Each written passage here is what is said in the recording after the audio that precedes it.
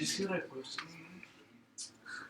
Okay, so the next slide here, after we've talked about the agricultural advancements of really just saving money by having them get to market weight faster here. Next one, this is just kind of a finishing up, alluding to a lot of the things you guys have already said. In the dairy industry, they're also able to feed less feed and get more milk. That goes with the efficiency of food is better because a lot of the technologies they've used in the dairy industry have helped animals be more efficient in their conversion of feed to milk. Or actually feed putting into their bloodstream, and the blood is actually what turns then into milk. And we'll talk about that when we get to the dairy industry, which is kind of amazing. How much blood it actually takes to make a gallon of milk. It's crazy. But does anybody know, on average, for a Holstein dairy cow, how many pounds of milk do they produce? Does one cow produce every year? Guess. What? No, More. 1,100. That's 2,626. More.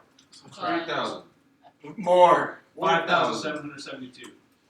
More. 5,000. What? Wait, what question did you ask? How many pounds of milk does a dairy cow produce on average every year? 4 gallons. Cheater, you're Don't looking it up. No, well, it's way more than 4 gallons. 18 gallons. I don't know how many gallons. I don't know how It's many. like Like a 800 gallons. What? Probably pretty close. 800 gallons. No, it's way more than that. Are you serious? Yeah. 400 gallons. Tom, Don't look tell at me. the thousands. It's way more than 400. 70 pounds. No, it's way more than that. 14,000. No, that's on the Dang. daily basis. It's more than that. Wait, can I use my 18,000 calculator? pounds. Try it. I'm gonna use my calculator. 18,000. It's more than that. 400,000. That's way too much. 22,000. 2,000. 2,000. No, he was 25,550. like 25,000. They produce 8 Pounds. gallons a day. 70 pounds Yeah, a day. it's a lot. He said pounds, not gallons. Yeah, I don't know how much. Liquid. I know, and we would measure probably in gallons, right? Because you go to the store and buy a gallon. It's not like a cow's But they measure it in pounds. A cow doesn't know that, so they measure it in pounds. So milk production has boosted a lot. Also, it said a threefold increase, close to it, Jose. I know it's not exactly, but it's close.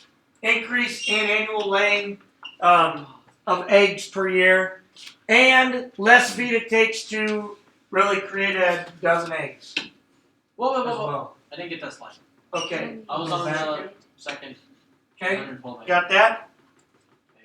Per year. And again, as we're going through, and if you want to ask a solid question, maybe something you're curious about what we're talking about, that's great. We'll try that out today. Okay, next. Yeah, you should wait till you see what's. Shh, I don't want to, probably. So, also dairies have become really high tech in what they do. This shows here each cow has kind of an ear tag scanner that they can use a computer on, and that ear tag then has all the information of that cow, and then the dairy knows how much food that cow's getting because they can walk up to their stand and that much food is dropped into them, and that's how much the cow's going to eat. If they want to hold the cow back or push it a little bit more, that knows. Kind of like, what industry uses that for humans? What industry uses kind of this computerized system of, I know, not an ear tag, but similar, where all of the patient's, I just said it, all of the cow's information is on there, right? The hospital. When they're dead. No, before that though. Oh, now. I thought it was those ones. Like that were there's dead, wristbands, they they have can have, and they probably they have a little scanner that they scan, and then they know all the information about that patient. I thought it was about the. Well, okay, the morgue may use that as well, but Here's what kind of hospital you go to, Mr. Duff. what? Here's what kind of hospital you go to. That's true. Depends on how much information they have. True, and then probably, yeah, that's probably true. Or how much technology they have in the hospital, yes, but some hospitals do utilize that though, right? Okay, that's just pictures just on here because what breed of cow is this? Hereford, and this is just saying that we're able to get these cows now a lot faster to market weight because of the advancement. Same with sheep, and the wool production is a lot more important these days as well, or meat more for meat.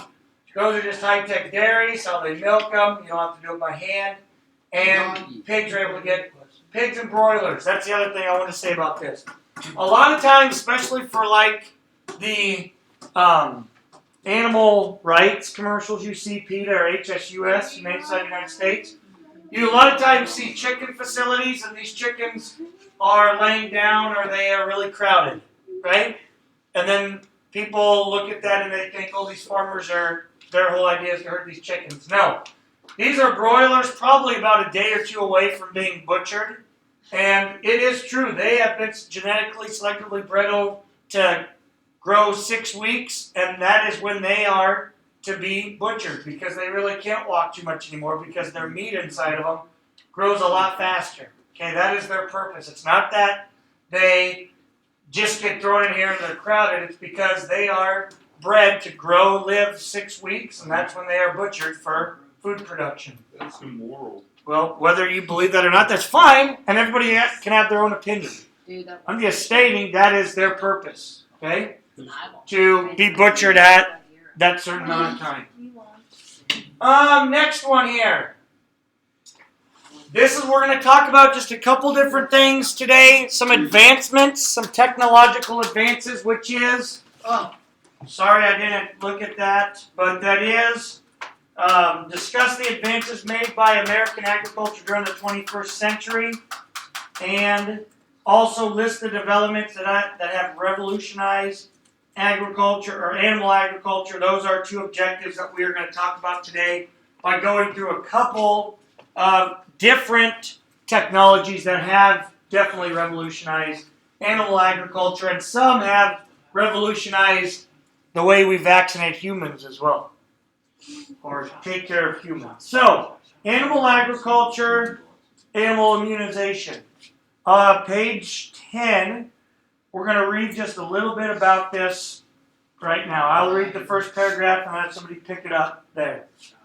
Until the last half of the 1800s, diseases devastated herds of all types of agricultural animals all over the world, and also humans, too. Once disease started in an area, all the animals in the surrounding countryside contracted the disease because there was no method of preventing the spread. During the 1870s and 1880s, a French scientist named Louis Pasteur developed a means of vaccinating animals to make them immune to diseases. Using the scientific method, which you guys talked about yesterday, Pasteur hypothesized that animals that had contracted a disease and survived must have built up a natural immunity to the disease. Using the blood from sheep, that was his experimental organism that he worked on, that had contracted and survived the deadly disease of anthrax. He developed a serum. Now, what do we know? I just read both of them, sorry. What do you guys, may not know him for this, maybe you do, but what's another thing he did as well? Louis Pasteur. Pasteur's edition. It was meat, but we do use it for milk. We use it a lot of times for milk. That's kind of a common thing that we know of. So this same guy, same scientist, but he actually invented the vaccine, the modern day vaccine of even how you guys give vaccines or vaccines we give to animals. He invented it. Somebody go ahead and pick up the next one then.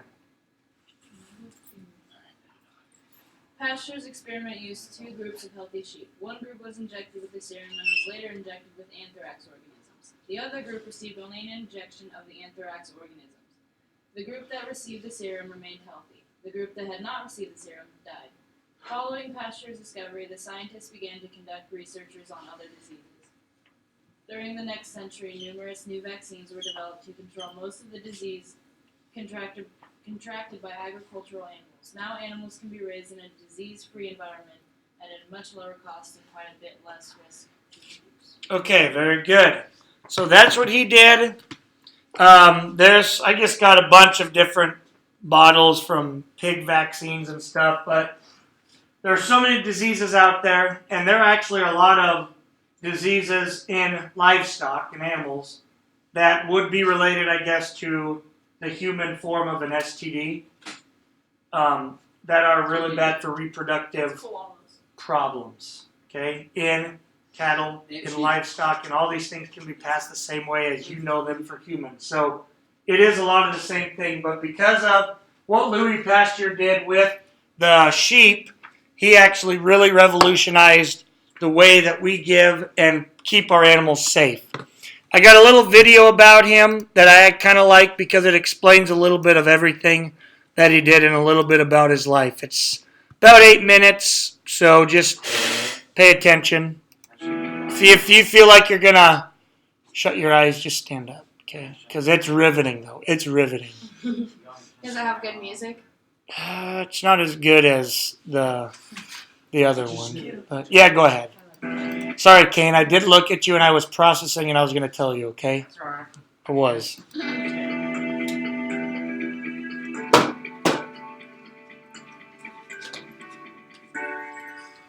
It's not bad music. Louis Pasteur was born in Dole, France in 1822. He grew up in the nearby town of Arbois, Is that where a a picture rapid of wolf terrorized the village and caused Self-portrait. deaths. Not quite. This incident is believed to have had some influence on Pasteur's studies. Pasteur's personal life was full of tragedy and sickness. These occurrences may have pushed him to try to spare others the pain and heartbreak of losing their loved ones.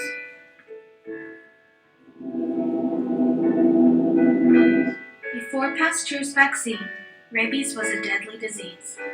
Being bit by a rabid animal meant a painful, certain death for the victim. Pasteur's vaccine reformed this common belief. This vaccine was first used on a 9-year-old boy named Joseph Meester. After being bitten, the child had gone to his doctor to have the wounds treated with the only known possible cure at the time. This was to have the wounds cauterized or burned away with carbolic acid. Prior to this incident, Pasteur had been researching rabies over the past 5 years. At the time Joseph's father came to Pasteur for help, Pasteur believed that he had created a vaccine that after a few injections would cause a person to become immune to the rabies disease. However, Pasteur didn't believe that the vaccine was ready to be used on a human because the only promising results had been in rabbits and dogs in the past. Also, there was no way to be sure if Joseph was actually infected with rabies until he started exhibiting symptoms. But if they waited for Joseph to actually exhibit symptoms, they risked the possibility that the vaccine may not have enough time to work properly. Pasteur knew this from experience. The vaccine had only been used on a human with rabies once before. However, because the little girl was already exhibiting symptoms of the disease, she later died of the virus. If the vaccine didn't work, or was fatal to Joseph, Pasteur's career would have ended in disgrace, and he may have even been charged with boy's murder. Worse yet, other researchers may have been too afraid of criminal charges to continue their work on other life-saving vaccines. Pasteur was not a medical doctor, so he consulted 2 doctors that he trusted for their medical opinions on the matter.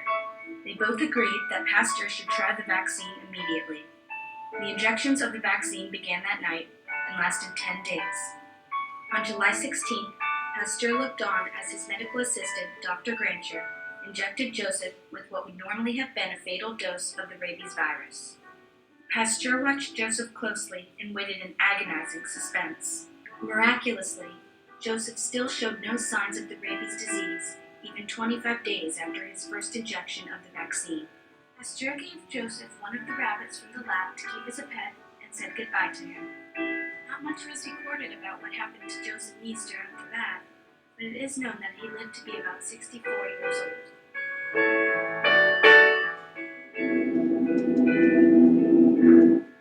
The second revolutionary vaccine that Louis Pasteur created was for the anthrax virus. Anthrax was considered to be a big economic problem to farmers at this time. It killed off hundreds of their livestock, which was costing the farmers thousands of dollars every year and putting them into debt. The Minister of Agriculture was concerned, so in 1877 he called upon Louis Pasteur to study the disease. In the mid-1800s, many people thought the cause of anthrax included evil spirits, witches, and toxic herbs.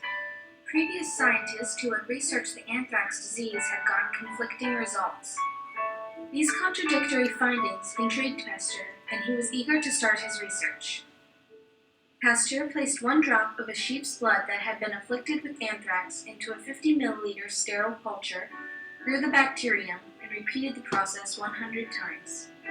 This diluted the culture so much that not even 1 molecule of the original culture should have remained. However, the 100th culture was just as active as the first in producing anthrax. These findings firmly established the germ theory of disease.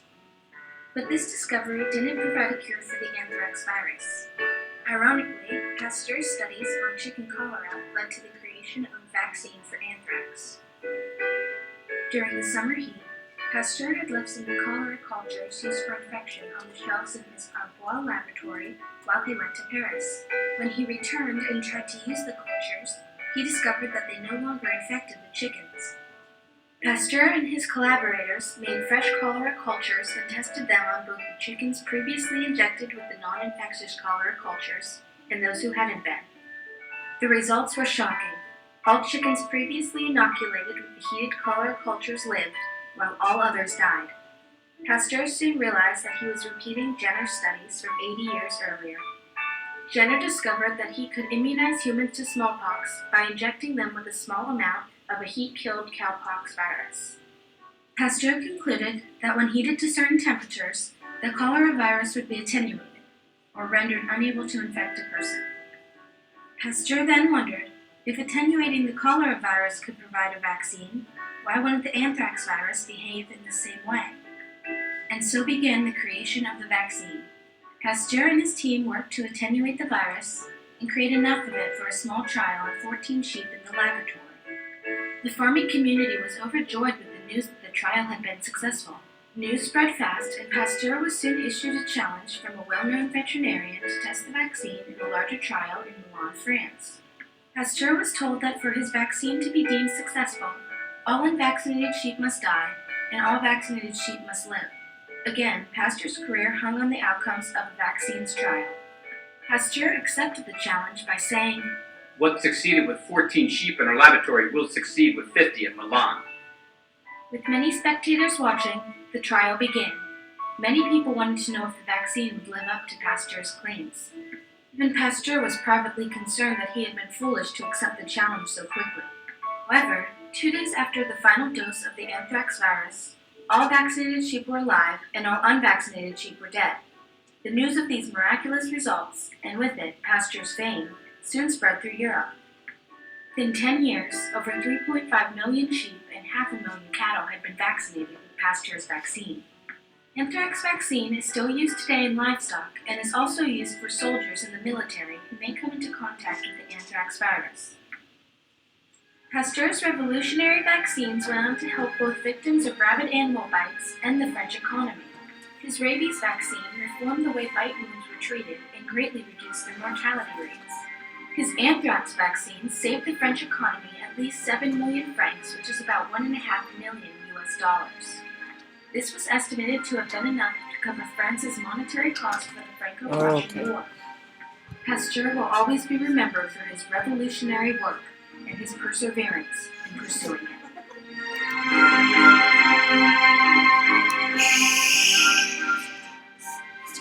So loud. I'm gonna clap for no. Jose's up. He doesn't sleep. He's tuned in. Yeah. He likes history, and that was just a historical lesson about Louis. Okay, go ahead. Turn the light back on there. Thank you. Okay, so that's Louis Pasteur, animal immunization vaccines, big. That was the biggest thing that he did. Well, one of them, I guess. He's done a lot of other things. So, and that's just simply the veterinarian. I don't know. What do you think she is? What do you think? Do you think she looks like a Margaret or Francine. Francine? Susan. Helen. Susan. Susan. Okay. Susan the vet. All right, another thing here, refrigeration. Does anybody know how products, meat products especially, were kept cool before refrigeration actually happened? Ice I'm box. not putting them in dirt. They did put them in the dirt, but more They just importantly, salted Jose, you are just the historical genius. You're right. Tell us what that is. Ice box. What is it? It's the box that Nice. So a lot of times people would dig a big hole and then they would coat it with, I don't know if they coated it with mud or whatever, but that would be their ice box pretty much. And then what they'd do is they'd go out to the ponds in the wintertime. In the springtime, they may go out to the ponds, there'd be water there, right? In the wintertime, what happened to the ponds? Freeze. They'd freeze up. Okay, so what they do then is go out to the pond, cut out big chunks of ice, and then they take it down into this ice box or this hole in the ground. And then they keep that ice there, hopefully all throughout the year. And some companies started up because of that actually shipped ice all across the United States. But that's exactly what they did. So that's how they would try to keep things cold. Now, probably in the dead of July was probably kind of a tougher thing. But yeah, they essentially put it in to the ground. Just like I said here, that was the first attempt of cooling, was ice from frozen lakes. And refrigeration came along, and boom, we were able to actually preserve a lot of meat from spoiling. Mechanical refrigeration developed in about 1880s, it says.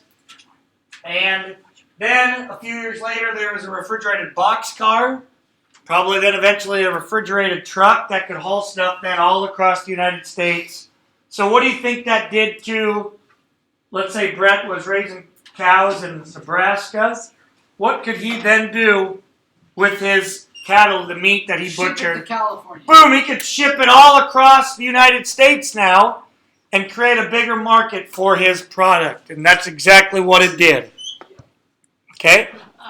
And there he is, the guy at the meat market. The development of the refrigerator has allowed the preservation of meat even in warm weather. So we're thankful we can do that because people in the 1800s couldn't just go to the local market and get butchered meat. They had to butcher it every day fresh and use it right away. All right, the next thing I want to discuss here is AIing, or artificial insemination. Started in the 1930s, greatly multiplied transfer of superior genes, and one of the reasons for dairy industry advancements and other advancements. Just one paragraph. Do I have somebody that could read that? I don't know how to read Artificial insemination. It's a couple of key terms in there, too, that I wanted to go over. Advances in the type of animal produced are brought about through the transfer of superior genes from parents to the offspring. With the advent of artificial insemination in the 1930s, the transfer of genes from superior Sires. Yep. was greatly multiplied. Through modern techniques of semen collection, storage, and distribution, almost any producer can access the best genes in the industry. This innovation is one reason for the phenomenal advancement of the dairy industry. Most of the dairy animals born in the United States are the results of artificial insemination. Okay, my question is this. Has anybody ever been around or heard of Holstein bulls? Going dairy industry. Yes, Okay? we used to have one. Seriously? Yeah, we got rid of them. What is their temperament that you They heard are of? mean. They are. They're like apparently super, super mean. They Right. are bullies. It's like, what? He said that. Bullies. That was good. That's pretty good. Anyways, Holstein bulls are really mean. Okay? So that is why, I guess they point out the dairy industry of having these advancements because they're able to just collect a bull and then farms don't have to actually have bulls because they're going to AI their cows anyways. All right? And that would actually help with a lot of safety as well. But the whole idea is to transfer superior genes maybe from bulls or boars or rams and then take it and then be able to move those genes to other places all across the world essentially without having to have that animal. Okay? So, Remy, you with us? Okay, get your Chromebook open there so you get these notes down, all right? Artificial insemination. I am going to pass these around. Couple key terms we have are genes. Oh, what? These are what traits come from, right? They're on chromosomes, and that's what DNA creates these genes, and that's the genetics that's passed from people, or animals, I guess we should say, in this case, and then those genes are the physical characteristics is what they develop into. Anybody know what these are? Not, or what industry they're used in? Go. I have no clue. Pigs. They are used in the swine Are industry. they used? Now, cows are a little bit different, okay? Cows are different. It's a little bit of a different process. But in pigs, What? you can just take these. These are called spirettes or catheters. And these would be the artificial, I guess, penis of a pig. That's what you could say. There are different styles. This is how you would AI a sow. She'd have to be in heat. Okay, you can't just go out at any time and AI a pig or a sow or anything or a cow. They have to be in estrus or in heat. Then what you would do, a lot of times you put a little bit of lubricant on here, and then you counterclockwise follow her cervix, and then you get into, or the vagina, then locks it into the cervix, and then it's right by the uterus where the ovaries are. But the reason why this one is corkscrewed is because that is actually what the tip of a pig's penis looks like. Now everybody knows I that. look it up Okay? on my life. You what? Don't suggest that. So, I'll pass these around right here. We're just going to watch one last movie and then we'll be done for the day for our lecture. But these have not been used before. I will tell you that, okay? So how do Dang you it. What? You said dang it. God, Jose, we're going to have to clean your mouth up here. We're gonna make sure the mouth out. We're going to have to. Not with those, but of just soap. Alright, this is just a tray for the beef industry. It's done a little bit differently, but this guy is gonna show you how this is done in the beef industry. Go up. Those have not been used again, like I said. Dang shame. Now, I will tell you, I don't like to talk about it, but I will tell you probably one of the most embarrassing moments of my life, and luckily nobody was there, but I will share it with you. I want to know. I want to know. Okay. That's okay. Oh man, who was there? Oh, you're gonna show us a video of you doing Okay. Ooh, even Yeah, that's what I was better. gonna Yeah, we'll get Jesse Here you tried to go. it? Class is So then you're getting gonna tell us nothing. What did I'll she- tell you later. Okay, so I worked for a farmer when I was in Farmer Brown. your age, and that's when I actually learned first AI a sow. But we were going out there. It was a day not like today because it was hot. it was warm outside. Yeah, this was summertime. Okay, sows were in heat in the group, and so we were going around AI and sows. All right. That's your first problem. You're working with I want pigs. this one. Love them though. Okay, so I AI'd the sow, and I had to find out what I had the spirette in my hand, and then I had a cloth because I needed to get her ear tag number so we knew which one she was. And then I also had a paint stick in my hand. So I was trying to get her ear tag and stop. They're not swords. I was trying to wash off her number on her ear tag to figure out what number she was. And I had all this stuff in my hand. And then apparently the thing that I thought was the smartest thing to do, you know, people like put things in their mouth, you know, to hold like while they, and that's exactly what I did to one of those. Like this way. No, just like that. Well, these people. Yes. Oh, What? God. Oh my god. You getting this picture now? Yeah. Was it full? Was It had just been used. Oh. Alright. Hey, Yeah, that's boy. that's some free protein right there. No. So at that point, I'm like, And this Oh one my squishy. God, did you just do this? That's what I really said to myself. Stupid. And I did about throw up at that moment too, I but I I really got the did. contact number and then I went through a lot of.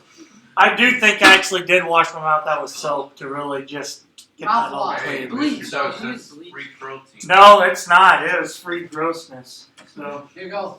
if you ever had that experience of AI in a sow, don't ever do that. I'll tell you that. Yeah, I probably won't. Thank you for the. Yeah, it is. Just wanted to give you a heads up so you don't make the same mistakes that I did. Today Oh. we're Yes, Can I yes. be honest with you? You've done that before too. No, I haven't. Oh! On purpose. No. It's just, I don't get, I don't know. Oh my You don't get why they do this or No, what? I don't get why you stuck it in your mouth. Like, Because I didn't have anywhere else to put it, and I don't It's like know. a stick in I your don't mouth. know. If I know. I mean, you got a marker in one hand. Why don't you just stick your marker in the mouth or something? Because I don't know. Because it was paint. It's a paint stick. So Yeah. It's big. If it makes you feel better, I've got a It's better. in my mouth. Yeah, That I'd wasn't rather mine. paint stuff That's- in my mouth than a That's pretty gross too. insemination used Give me paint. that. Brett, I don't know. I still look back on that moment and wonder why. It's pretty funny, but everybody has some days. Okay, now this is pigs are different than cows. Cows, you actually have to hold on to the cervix, so they'll show you kind of how you have to do it for cows. But first, we'd like to continue with our series on artificial insemination. Now, we will warn you that we are a demonstrational show, and today we're breeding cows. So, for those of you who are having breakfast or just aren't comfortable with this much cow that early in the morning, take 7 minutes and join us back here. For the rest of you, enjoy the show. Well, we've taken Your a cow- look at our or do your herd, and grandpa, do they AI or is it all natural? Ready to be bred. We Yeah. talked about tank and animals in the tank. Dan, why don't we go ahead and start with what do we do once we get it out? Okay, probably the most important thing is making sure we have the correct install temperature. I think that's something that people forget.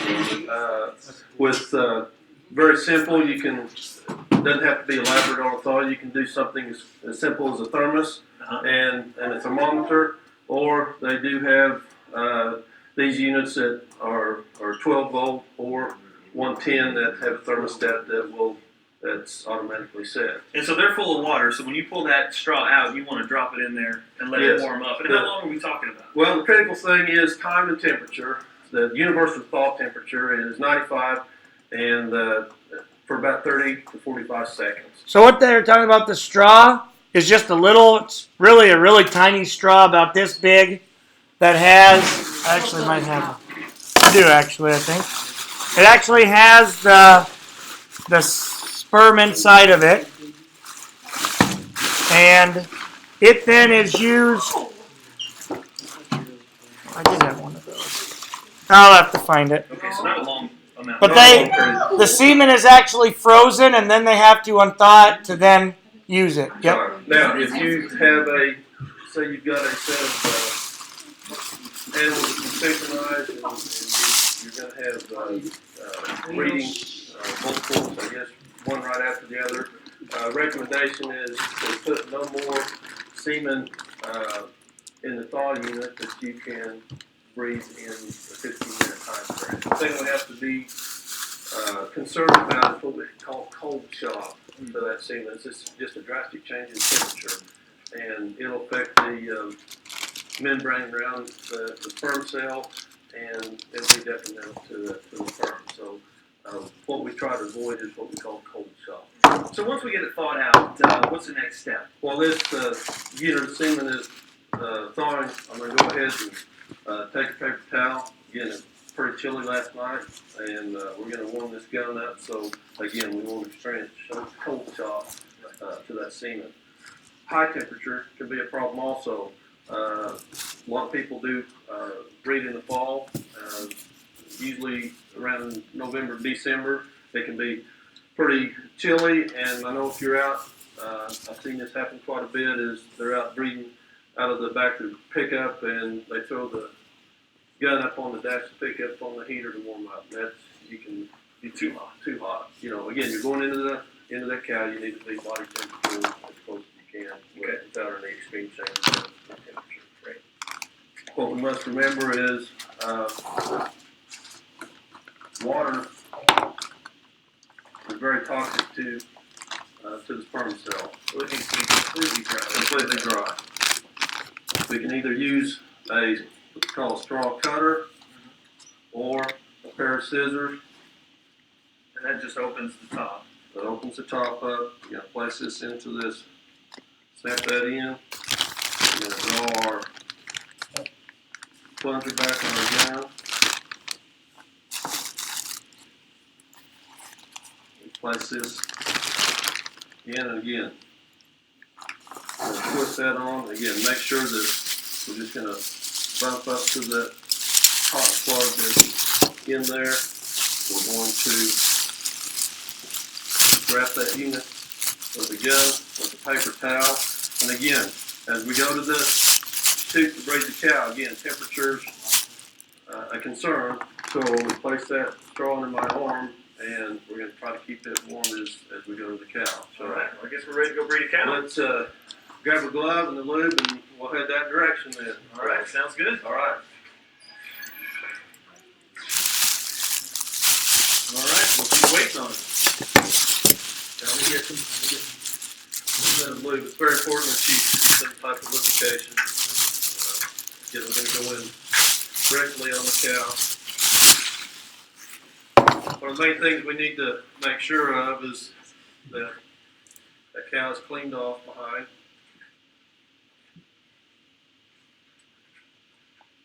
And again, I like to take a clean paper towel again and just going to go in the bowl. I'm going to go in rectally.